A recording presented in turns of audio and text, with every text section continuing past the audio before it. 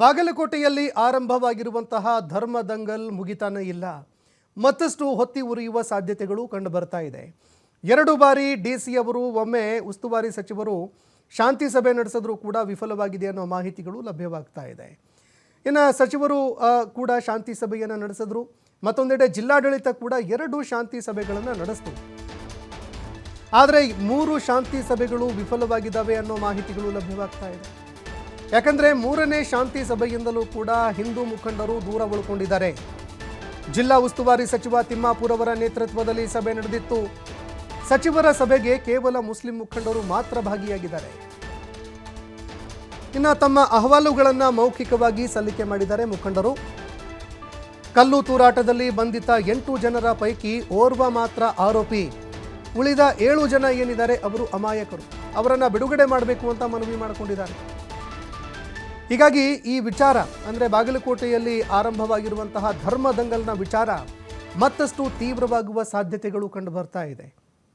ಯಾಕಂದರೆ ಈ ವಿಚಾರಕ್ಕೆ ಸಂಬಂಧಪಟ್ಟಂತೆ ಜಿಲ್ಲಾಡಳಿತ 2 ಶಾಂತಿ ಸಭೆಗಳನ್ನು ಹಮ್ಮಿಕೊಳ್ತು, ವಿಫಲವಾದವು.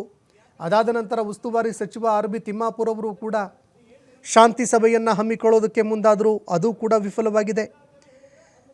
3ನೇ ಶಾಂತಿ ಸಭೆಯಿಂದ ಹಿಂದೂ ಪರ ಮುಖಂಡರು ದೂರ ಉಳ್ಕೊಂಡಿದ್ದಾರೆ. ಹೀಗಾಗಿ ಈ ಸಭೆ ವಿಫಲವಾಗಿದೆ ಅನ್ನೋ ಮಾಹಿತಿಗಳು ಲಭ್ಯವಾಗ್ತಾ ಇದೆ. ಇನ್ನು ತಮ್ಮ ಅಹವಾಲುಗಳನ್ನು ಮೌಖಿಕವಾಗಿ ಮುಸ್ಲಿಂ ಮುಖಂಡರು ಈಗ ಸಲ್ಲಿಕೆ ಮಾಡಿದ್ದಾರೆ ಅನ್ನೋ ಮಾತುಗಳು ಕೇಳಿಬರ್ತಾ ಇದೆ. ಯಾಕಂದರೆ ಆ ಕಲ್ಲು ತೂರಾಟದ ಘಟನೆ ಏನು ನಡೀತು ಅದರಲ್ಲಿ ಅರೆಸ್ಟ್ ಆಗಿರುವ 8 ಜನರ ಪೈಕಿ ಒಬ್ಬ ಮಾತ್ರ ಆರೋಪಿ ಅಂತ ಹೇಳಲಾಗ್ತಾ ಇದೆ. ಇನ್ನು ಸಚಿವ ಆರ್.ಬಿ. ತಿಮ್ಮಾಪುರ್ ಅವರ ಸಭೆ ನಂತರ ಹಿಂದೂ ಮುಖಂಡರು ಸಭೆ ಮಾಡೋದಕ್ಕೆ ಮುಂದಾಗ್ತಾ ಇದ್ದಾರೆ. ಸಭೆಯಲ್ಲಿ ಚರ್ಚೆ ಮಾಡಿದ ನಂತರ ಹಲವಾರು ನಿರ್ಣಯಗಳನ್ನು ಕೈಗೊಂಡಿದ್ದಾರೆ ಮುಖಂಡರು.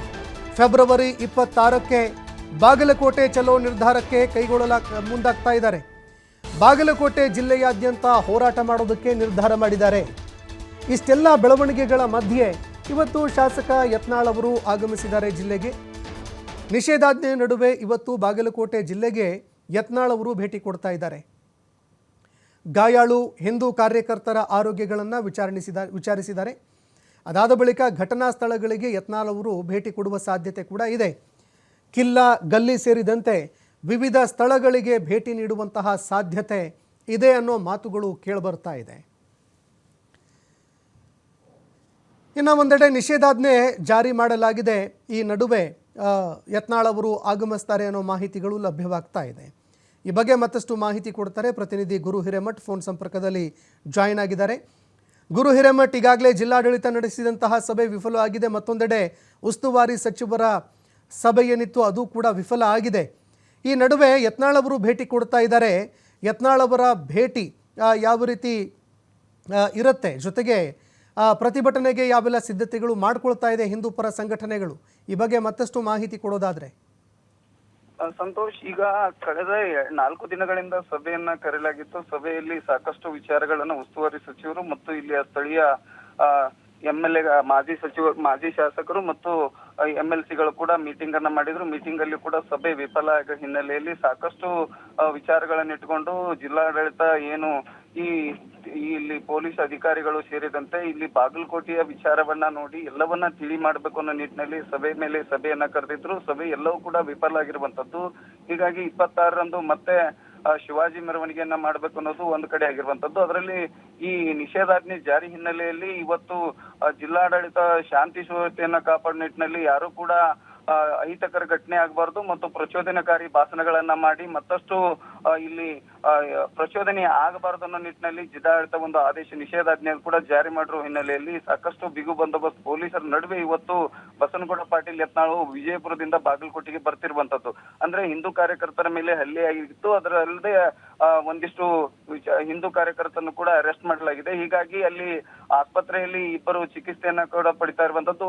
ಓರ್ವ ವ್ಯಕ್ತಿಗೆ ಕಲ್ಲು ತಾಗಿ ಹಿಂದೂ ಕಾರ್ಯಕರ್ತ ಆಸ್ಪತ್ರೆಯಲ್ಲಿ ಚಿಕಿತ್ಸೆ ಪಡಿತಿದ್ದಾನೆ. ಅವನನ್ನು ಕೂಡ ಮತ್ತು ಇನ್ನೋರ್ವ ವ್ಯಕ್ತಿಗೆ ಕೈ ಮುರಿದು ಗಾಯ ಆಗಿರುವಂತದ್ದು. ಈ ಹಿನ್ನೆಲೆಯಲ್ಲಿ ಆಸ್ಪತ್ರೆಗೆ ಭೇಟಿ ಕೊಡುವಂತದ್ದು. ಅದಾದ ಬಳಿಕ ಮಜೀದಿಯ ಒಂದು ಭಾಗದಲ್ಲಿ ಏನಾದ್ರೂ ಹೋಗ್ಬೋದಾ ಅನ್ನುವಂಥದ್ದು, ಅಲ್ಲಿ ಸ್ಥಳ ಪರಿಶೀಲನೆ, ಅಲ್ಲಿ ಎಲ್ಲಿ ಘಟನೆ ಆಯ್ತೋ ಆ ಘಟನೆಗೆ ಹೋಗುವಂತ ಸಾಧ್ಯತೆ ಕೂಡ ಇರುವಂತದ್ದು. ಎಲ್ಲೋ ಒಂದ್ ಕಡೆ ಪ್ರಚೋದನಕಾರಿ ಏನಾದ್ರೂ ಭಾಷಣಗಳನ್ನ ಮಾಡಿ ಮಾಧ್ಯಮ ಮುಂದೆ ಏನಾದ್ರೂ ವ್ಯತಿರಿಕ್ತ ಹೇಳಿಕೆಯನ್ನು ಕೊಡಬಹುದಾ ಅನ್ನೋ ನಿಟ್ಟಿನಲ್ಲಿ ನಿಷೇಧಾಜ್ಞೆ ಜಾರಿ ಹಿನ್ನೆಲೆ ಆದ್ರೂ ಕೂಡ ಇವತ್ತು ಬಸನಗೌಡ ಪಾಟೀಲ್ ಯತ್ನಾಳ್ ಅವರು ಬಾಗಲಕೋಟೆಗೆ ಆಗಮಿಸುತ್ತಿರುವ ಹಿನ್ನೆಲೆಯಲ್ಲಿ ಸಾಕಷ್ಟು ಬಿಗು ಬಂದೋಬಸ್ತ್ ಪೊಲೀಸರನ್ನು ಕೂಡ ನಿಯೋಜನೆ ಮಾಡಿರುವಂತದ್ದು ಸಂತೋಷ್. ಅಂದ್ರೆ ಮುಂದಿನ ರೂಪರೇಷೆಗಳ ಬಗ್ಗೆ ಏನಾದರೂ ಇಲ್ಲಿ ಹಿಂದೂ ಕಾರ್ಯಕರ್ತರಿಗೆ ಒಂದು ಸೂಚನೆಯನ್ನಾದರೂ ನೀಡಬಹುದಾ ಅನ್ನುವಂಥದ್ದು ಒಂದು ಕಡೆ ಈಗಾಗಲೇ ಪೊಲೀಸರು ಕೂಡ ಬಿಗು ಬಂದೋಬಸ್ತನ್ನ ಯೋಚನೆ ಮಾಡಿರುವಂತದ್ದು. ಆದ್ರೆ ಎಲ್ಲೋ ಒಂದ್ ಕಡೆ ಮತ್ತು ಏನಾದ್ರೂ ಇಂಥ ಅಹಿತಕರ ಘಟನೆ ಆಗದ ರೀತಿಯಲ್ಲಿ ನಿಷೇಧಾಜ್ಞೆ ಜಾರಿ ನಡುವೆ ಮತ್ತೆ ಬಸನಗೌಡ ಪಾಟೀಲ್ ಯತ್ನಾಳ್ ಬರ್ತಾ ಇರುವಂತದ್ದು ಇವರನ್ನ ತಡೀತಾರ ಅಥವಾ ಬಾಗಲಕೋಟೆಗೆ ಎಂಟ್ರಿ ಕೊಡ್ತಾರೆ ಅನ್ನೋದನ್ನ ಕಾದ್ ನೋಡ್ಬೇಕಾಗಿದೆ ಸಂತೋಷ್. ಧನ್ಯವಾದಗಳು ಗುರು ಹಿರೇಮಠ್ ನಿಮ್ಮೆಲ್ಲ ಮಾಹಿತಿಗೆ.